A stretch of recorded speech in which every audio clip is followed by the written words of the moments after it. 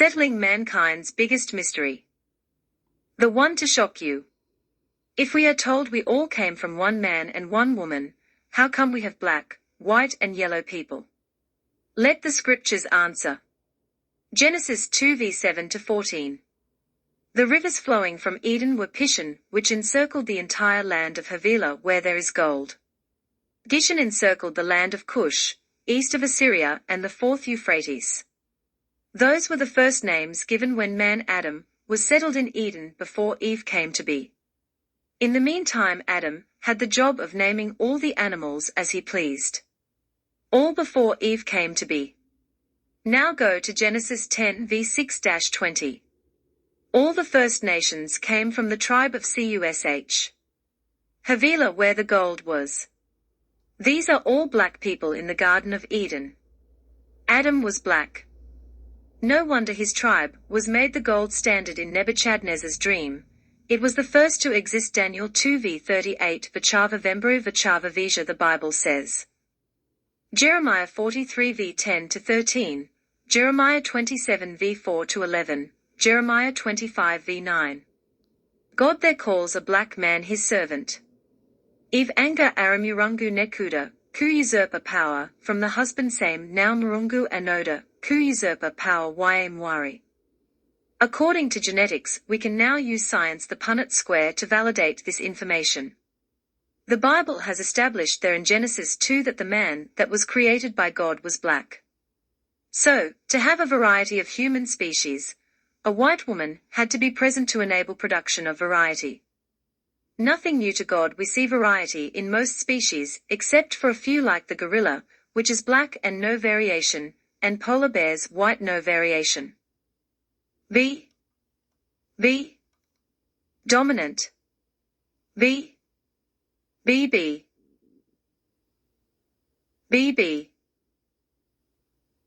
Heterozygous. Recessive. B.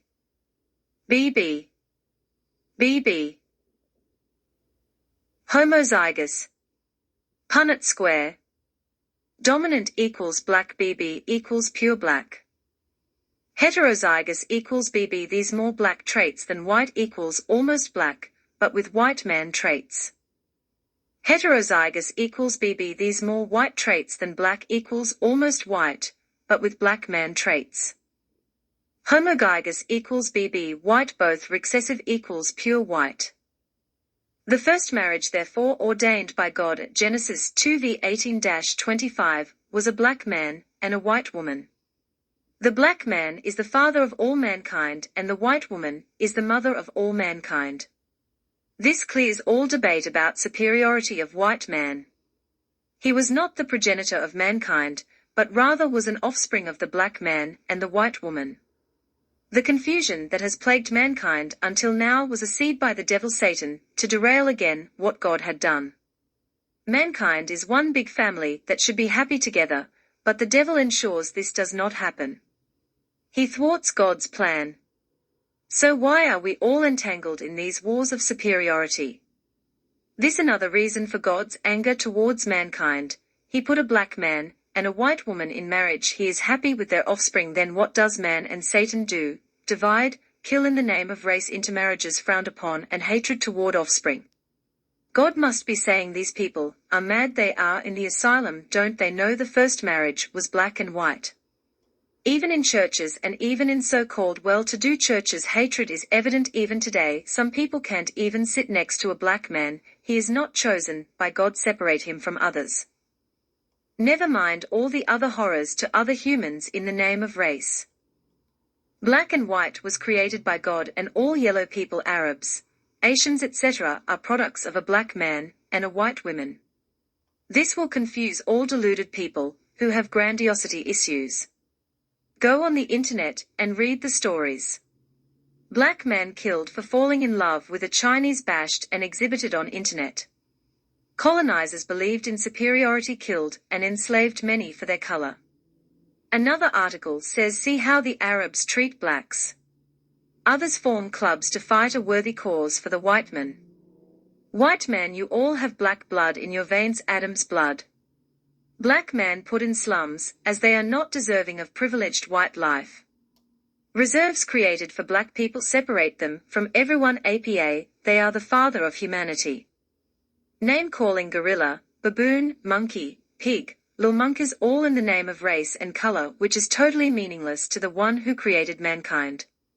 No wonder the scriptures say God Yehovah is not partial. Acts 10:34-35. Peter said, "Now I understand truly that God is not partial, but in every nation the man who fears him and does what is right is acceptable to him." Deuteronomy 10:17, he does not treat any with partiality, and does not accept a bribe. Romans 2:11, for there is no partiality with God. He knows he made us equal. Only man blinded by the devil cannot see nor understand this truth. Again, that is why all need to understand the existence of the devil Satan, and what his machinations are. He is the father of darkness. The truth that has been hidden from mankind until now. Share this with love. We are one people, and we have backing for this understanding from the one who made us. It is not a fable nor a fairy tale. Is Yehovah justified to be angry? Most definitely. These are just a few of the things that make Yehovah angry. Research more in the Bible, and avoid the things Yehovah hates. Your Maker. We have to return to our Maker again, and serve Him exclusively, and wholeheartedly. Return to your Maker. Deuteronomy 4:24, 6:5, 10:12, Joshua 22:5, Mark 12:30, Exodus 20:5, Exodus 34:14, Numbers 25:11. Yeshua said the two most important laws, which the law of Moses, was based on, are love your God, and your neighbor, as yourself. Luke 10:27. So why is the black man the poorest and most hated today, if he had privilege at the beginning of mankind's history? Jeremiah 25:11-14. Yehovah would make the king of Babylon to account for his error. Verse 14, and many great nations and kings will make them slaves. This is reiterated at Jeremiah 27:7. Yes, many kings and nations would enslave the black man, and what was his error? For starting the empire system, as we see them today. God does not like all these kings, because there is one king in the universe, Yehovah. Read 1 Samuel 8:6-20. Verse 20. Israelites wanted to be like the empires started by Nimrod and Nebuchadnezzar. Genesis 10:8-12. But God asked, I am here, why are you looking for another king? Where does God see all these kings and their systems? Read Isaiah 14:4-18. All other kings of the nations, yes, all of them, lie down in glory, each one in his own tomb. Isaiah 14:27. When Yehovah decides, who can thwart it? His hand is stretched out, who can turn it back? Isaiah 14:26. This is what has been decided against all the earth.